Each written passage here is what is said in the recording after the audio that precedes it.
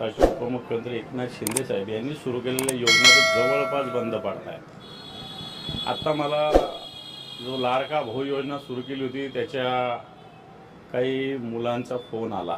ठाण्यात त्यांचं आज आंदोलन आहे। योजना पूर्णपणे ठप्प झालेली आहे। लाडकी बहीण योजनेचं सुद्धा मला असं वाटतं जी संख्या आधीची होती ती आता 50% पर्यंत आली आणि येणाऱ्या काळात ती आणखी 5-10% येईल अशा प्रकारची स्थिती आहे। अनेक योजना ज्या सुरू केल्या त्याची मी यादी मुद्दाम दिलेली आहे। पीक विमा योजना 1 रुपयात बंद झालेली, स्वच्छता मॉनिटर बंद झालेले, एक राज्य एक गणवेश बंद झालेले, त्यानंतर योजना दूत बंद झालेले, आनंदाचा शिधा बंद झालेले, मुख्यमंत्री तीर्थ योजना बंद झालेली, मंडळ केले ते यांनी बरेच जातीच्या नावावर परशुराम आर्थिक मंडळ, हे मंडळ ते मंडळ, एकाही मंडळाला 1 रुपया सुद्धा निधी नाही, नुसतं मंडळ स्थापन केलेले। सांगण्याचा मुद्दा हा की पुन्हा मी जर याचं डिटेल दिलं, एकनाथ शिंदेंनीच नरेंद्र मोदींच्या 73व्या वाढदिवसानिमित्त नमो अशा काही 73 योजना काढल्या होत्या।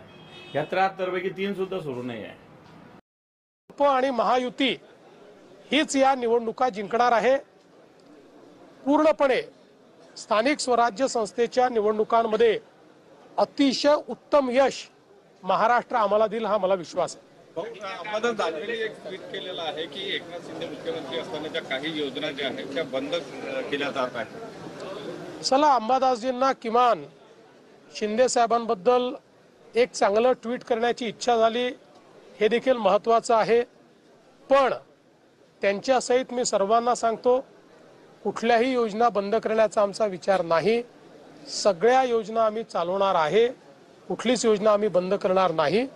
एखाद दुसरी योजना ही काही काळाकरता डेफर होऊ शकते, कारण आता जी काही आमच्यावर या संकटामुळे एक मोठा भार पडलेला आहे, पण आता तरी कुठलीच योजना डेफर पण आम्ही केलेली नाही। त्याच्यामुळे मला असं वाटत नाही की कुठली योजना बंद होईल।